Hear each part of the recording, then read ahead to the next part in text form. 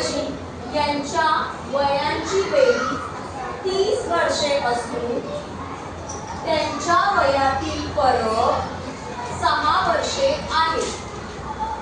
सविता ही उर्वशीपेक्षा मोठी आहे, तर उर्वशीचे वय किती?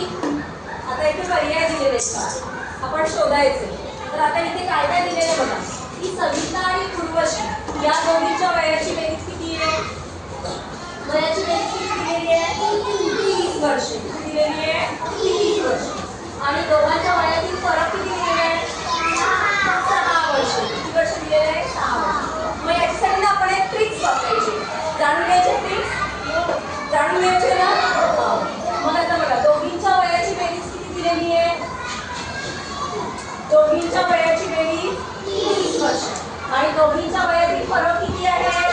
6 वर्ष. मग 30 आणि 6 या दोघांची करायची बेरीज. या दोघांची करायची बेरीज. मग बेरीज केल्यावर आपल्याला मिळणार आहे उत्तर 36. किती मिळाले? 36.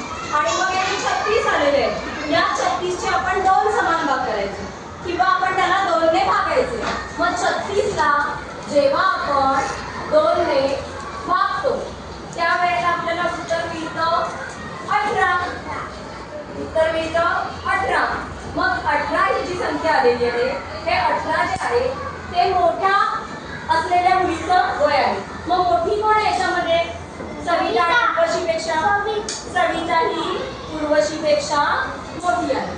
म्हणजे मग सविताचे वय आले आहे 18 वर्षे. सविताचे वय आलेले आहे 18 वर्षे. सविताचे वय आलेले आहे 18 वर्षे. मग 18 वर्ष आपण दोघींच्या वयाच्या बेरजेतून वजा करायचे. म्हणजे 30 वजा 18 बरोबर 12. आणि मग हे 12 वर्ष जे आलेले आहे ते आहे वय उर्वशीचे.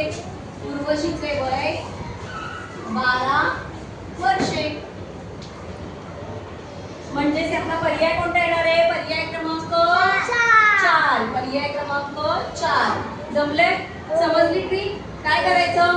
दोघींच्या वयाची बेरीज जी आहे आणि दोघींच्या वयातील फरक या दोघांची बेरीज करायची आणि या दोघांच्या बेरजेला 2 ने भागायचं. 2 ने भागल्यानंतर आपल्याला उत्तर मिळणार आहे 18. आणि मग हे 18 जे आहे ते या बेरजेतून वजा करायचं आणि मग 30 मधून 18 गेले असता आपल्याला उत्तर मिळतं 12.